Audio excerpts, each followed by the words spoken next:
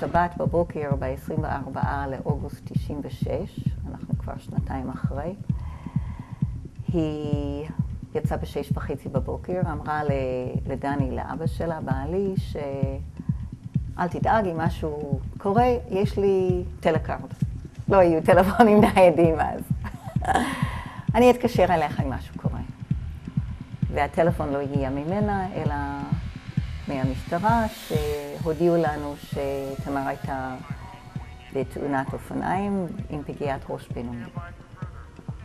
ואז נכנסתי לרופא ושאלתי מה המצב של תמר. אמא שלי נפטרה מהתקף לב, היא הייתה עם מוות מוחי, ידעתי מה זה, שזה מוות.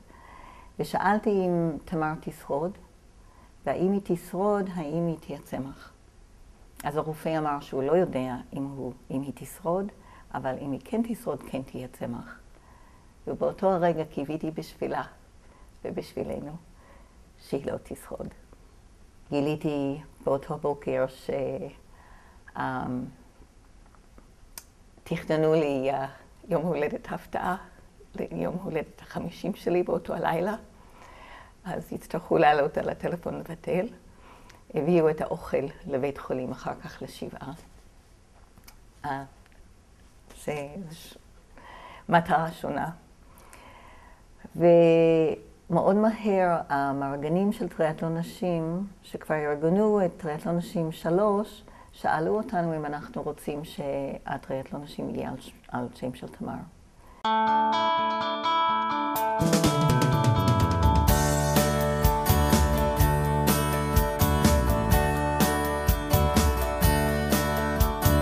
הנה עוד יום בא ואני מתגעגע למילים שלך היום. הנה יום נגמר ואת עוד... אני מאיה, אני בת 39, אני גרה בתל אביב, יש לי 2 בנים. אני הולכת עכשיו במקום שבו התחלתי לרוץ, ממש ככה לפני חצי שנה. עד לפני חצי שנה לא התעסקתי בספורט בכלל. לפני שנה בעצם החלטתי לעשות איזשהו שינוי בחיים. אני גרושה והייתי עסוקה בקריירה ובגידול הבנים שלי. והחלטתי שאני מתחילה לעשות יותר דברים ככה בשביל עצמי. יצאתי למסע של מלכת המדבר כחלק מהחיפוש ככה של שינוי ושל תהליכים מעצימים. ובמלכת המדבר החלטתי שאני רוצה לעשות את טריאתלון נשים. מרגיש לי קצת מוזר האמת לדבר למצלמה ככה, כי אני רגילה לשמוע את המחשבות לעצמי, אבל נראה לי שכדאי שאני אתחיל להתרגל למצלמה. אז זהו, אני יוצאת היום לאימון ריצה, כן, אימון ריצה. אני ספק שזה אימון ריצה.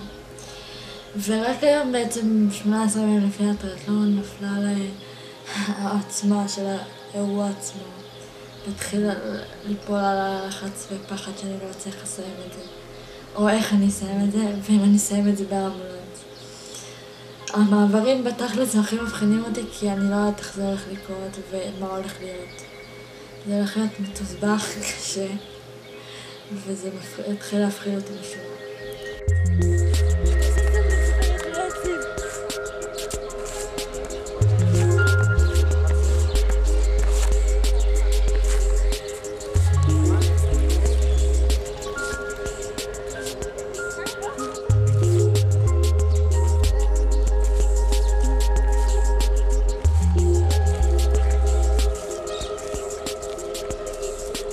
קוראים לי אולה, אני בת 22 ונולדתי עם CP.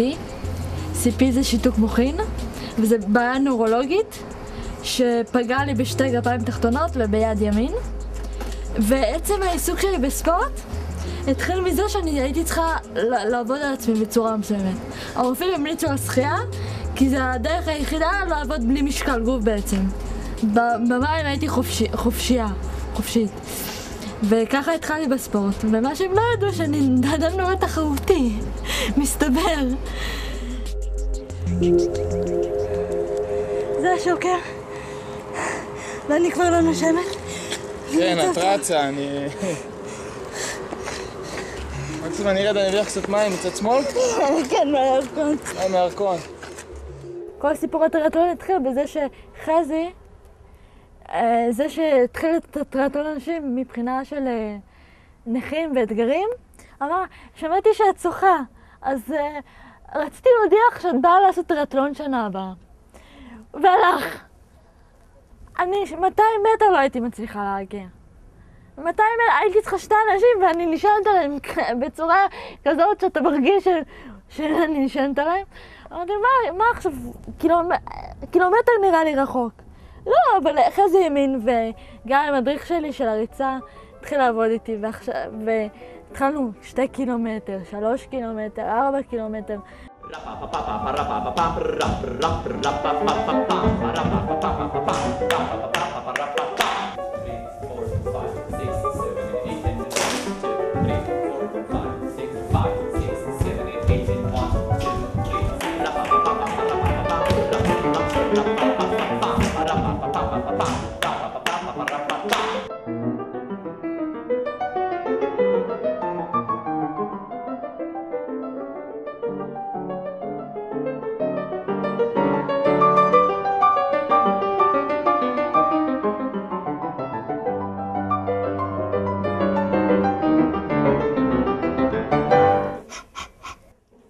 לא חשבתי על אף פעם לעשות משהו כל כך ברמה כל כך קשה, ולא חשבתי שיהיה לי מספיק כוח רצון אף פעם, ושחיתי, כי גם אבא שחה תמיד והוא לימד אותי לשחות. אף פעם לא הייתי ילדה כל כך כאילו ספורטאית, או...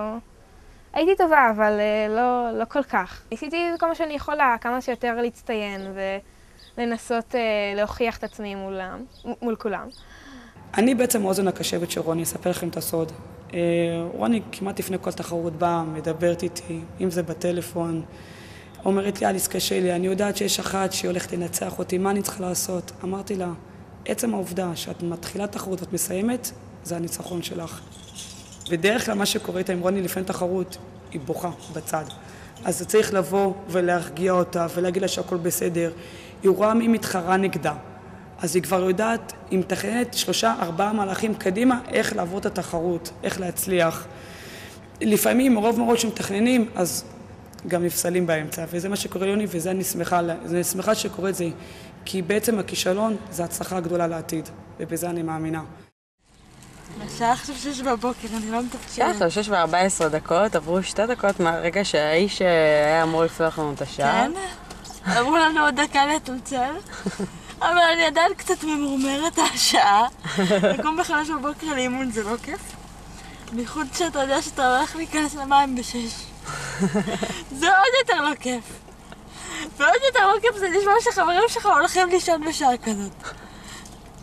מי רוצה לעשות טריאטלון שוב? בוקר טוב.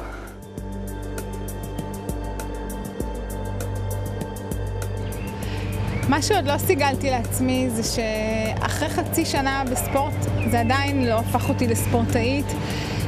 אני עדיין לא חושבת שזה באופן אוטומטי חלק מהאורח חיים שלי. בהחלט יש ימים שזה נראה לי יותר קל לוותר על היציאה לאימונים, ויש רגעים שאתה חושב מה הייתי צריכה את זה בכלל, אם יש לי באמת מספיק כוח ומוטיבציה להתמיד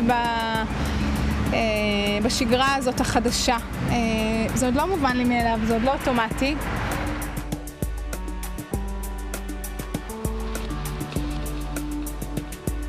יש לך את הסדר יום שלך שהוא ארוך, ויש לך הרבה אימונים בבוקר וערב וצהריים, וגם בנוסף לכך יש לי את המחול, שזה גם לוקח לי הרבה זמן, ואת כל השיעורים עכשיו בחטיבה, ואת המבחנים, צריך להתכונן.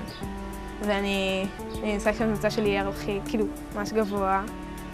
אז כאילו, אין לך הרבה זמן, ואני יודעת גם מחברות אחרות שלי בטריאטלון, שגם להם אין הרבה זמן, והן מנסות כמה שיותר להתמודד עם זה. שירתתי 2 עשיתי שירות מלא, יכולתי לעשות 1.5 שנה, והחלטתי לעשות אותו את החצי שנה. בבסיס סגור. החברים הכי טובים שלי פגשתי שם. תוך כדי צבא נוצר לי פרי זמן, אז אמרתי נתחיל לחזור לכושר. התחלתי באופניים. והרופא שלי אמר לא אופני יד, כי בעברי השתמשתי באופני יד. הרופא שלי אמר לי לא, את צריכה לאמן את הרגליים שלך, כי אחרת זה עוד ניתוח, ואני לא רוצה עוד ניתוח. כי להליכה אני צריכה את השוקר, ולאופניים אני צריכה את הקליטים שיחברו אותי לאופניים, ואת כל התהליך הזה. זה הדבר הראשון, לוגיסטיקה. והדבר השני זה שהריצה זה החלק האחרון. כאילו, אבל אם זה שחייה, בסדר, גם אם קשה, אני יודעת שאני יכולה לעשות בעיניים עצובות 500 מטר. אני עושה ברגיל 2 קילומטר. ככה שזה 500 מטר, לא משנה באיזה מצב. אני יודעת שהגוף שלי רגיל לזה. אופניים זה טנדם, זה עבודה של ביחד. זאת אומרת, אנחנו מפצים אחד על השני. ובריצה זה אני, וכמה שהגוף שלי יוכל להתמודד עם זה, זה מה שיהיה.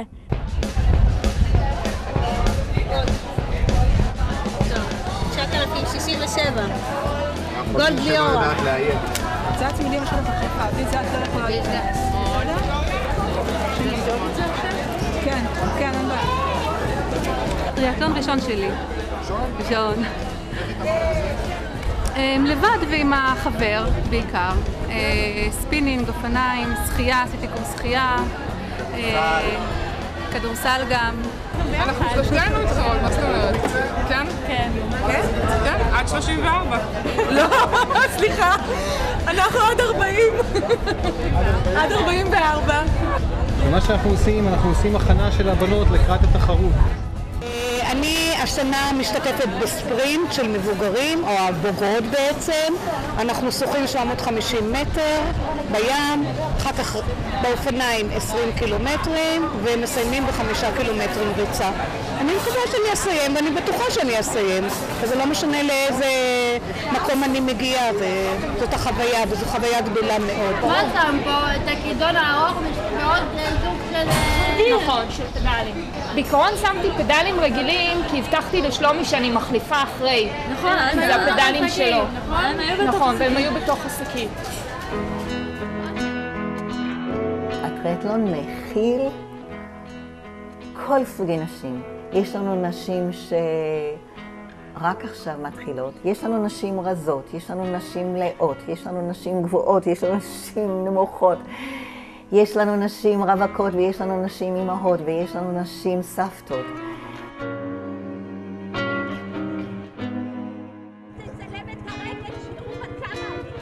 עוד כמה?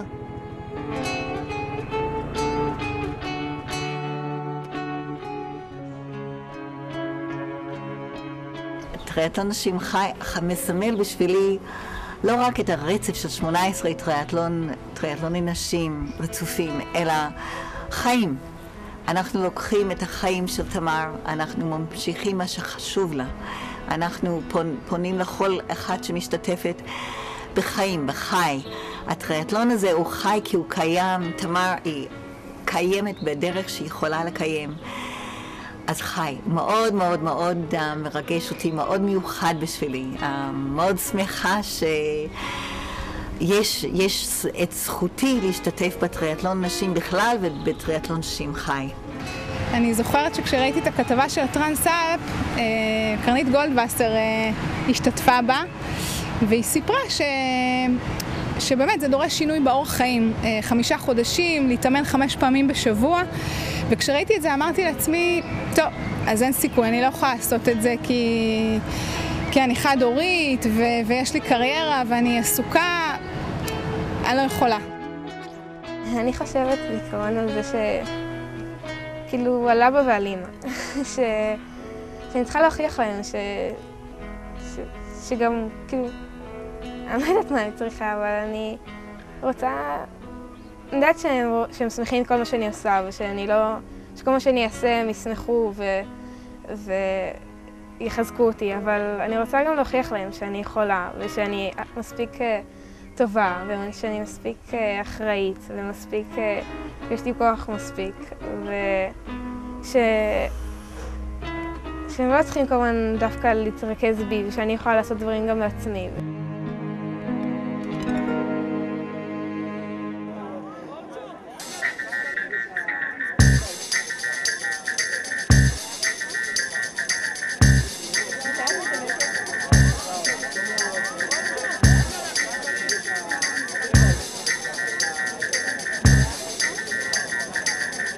מאני טיים.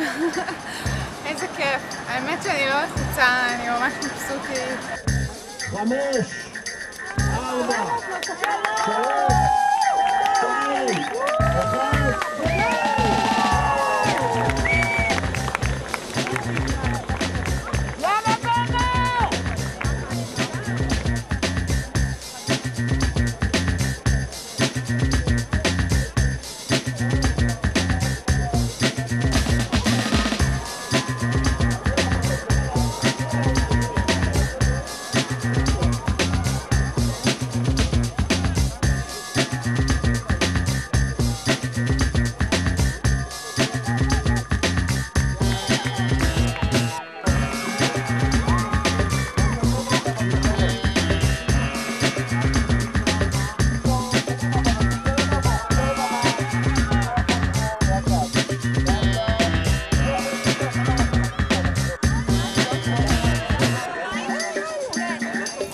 אתה מרגיש סיפוק אחרי שאתה נגיד עושה תחרות או משהו כזה, אתה ממש בלחץ ואתה מתרגש מאוד.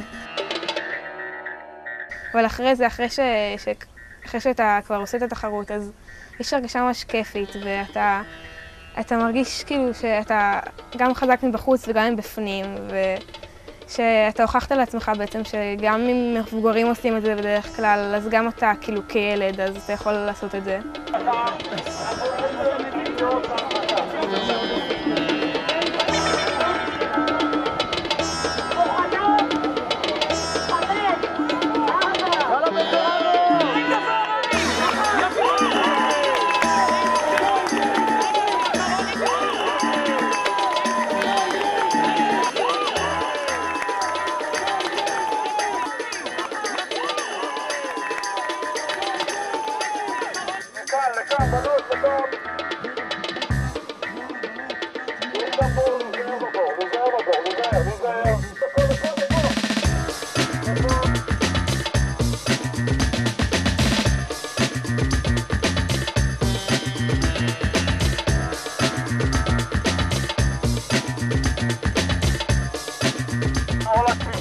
בעיתונות היא אחת מהאמיצות ביותר שאנחנו מכירים, היא שמרה על כל הקשיים ואיתנו, והיא עושה היום מסלול עממי, היא לקחה את זה על עצמה ובאמת הישג בלתי רגיל.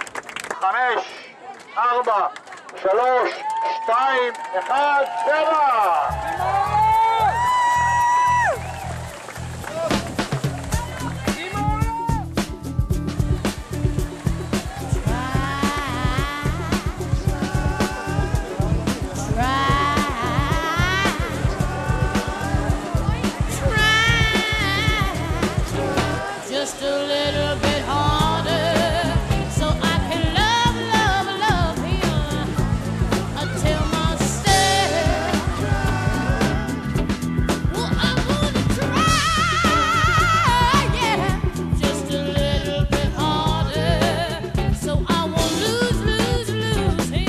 יש קטעים מאוד קשים בטריאטלון שאתה צריך להתמודד עם הקושי הפיזי, עם הנטייה להרים ידיים ולעצור, כי בכל רגע אתה בעצם יכול לעצור ולרדת מהאופניים ולהפסיק לרוץ. ובכל זאת היא ממשיכה, ולי זכורה תחרות אחת ששם היא הובילה את רוב הריצה, ולקראת הסוף עברה אותה מישהי ממש בשנייה והגיעה במקום השני, ובאתי אליה ולא הבנתי מה קרה, רוני, מה קרה? והיא אומרת לי, תראה מה קרה, והיא מורידה את הנעל, או מראה לי את הנעל, וכבר מהנעל בחוץ אתה רואה שהנעל מלאה בדם, והיא למרות זאת סיימה במקום השני, כמעט ראשונה.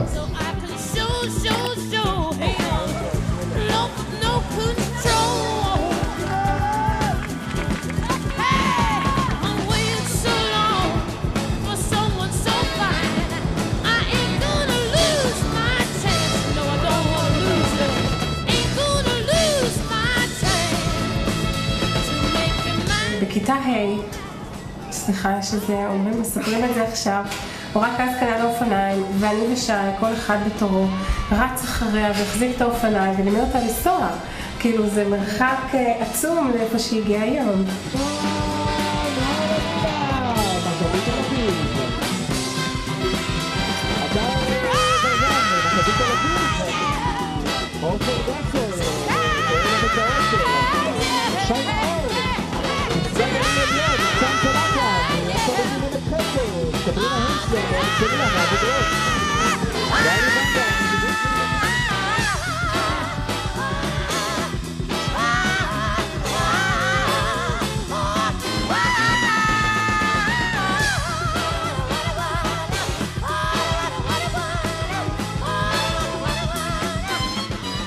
כשאני רואה את הפנים האדומות של נשים, והנהיגה מתפוצצת בהתרגשות וגאווה, כי אני יודעת שעם תמר אנחנו הבאנו את הנשים לשם, אנחנו נתנו להם את האפשרות למצוא את עצמן, להיות גאה בעצמן, ושיש לנו חלק בזה.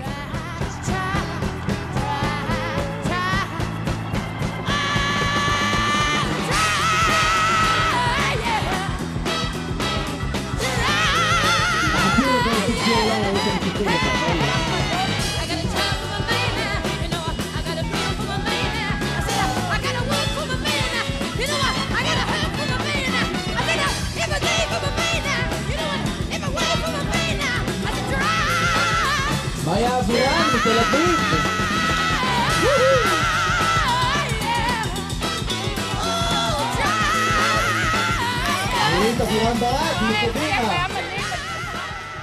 רק אחרי שעושים פעם ראשונה אתה באמת יודע איך זה ומה זה לעשות את הדבר הזה. אני חושבת שהתהליך הזה של להתמודד עם הפחדים ועם הקשיים ועם האתגר של להכניס את זה לתוך החיים, בסופו של דבר הוא מאוד מאוד מעצים. לומדים ממש, זה הופך להיות איזושהי שיטה שאפשר.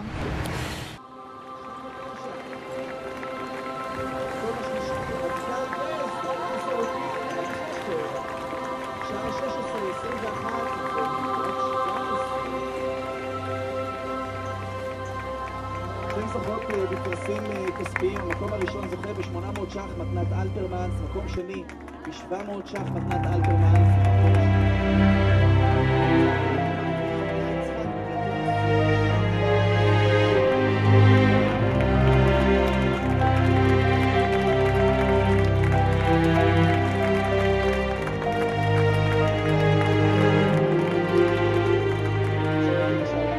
המעמד הזה של אנשים ביחד, מעמד מרגש, מיוחד וייחודי בעיניי.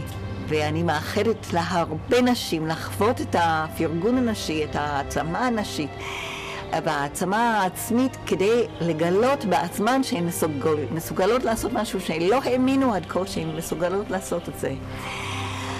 וזה טריאתלון נשים.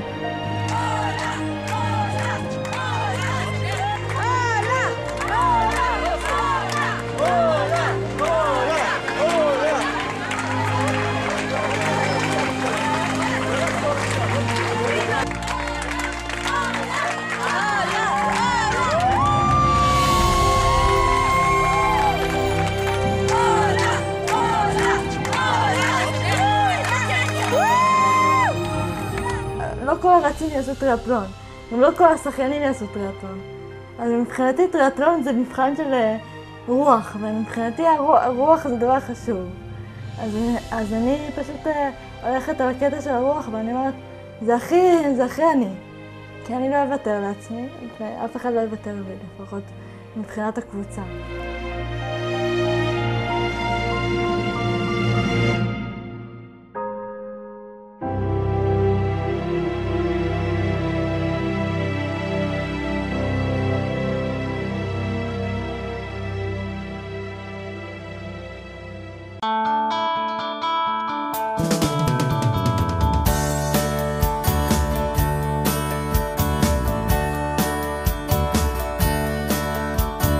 הנה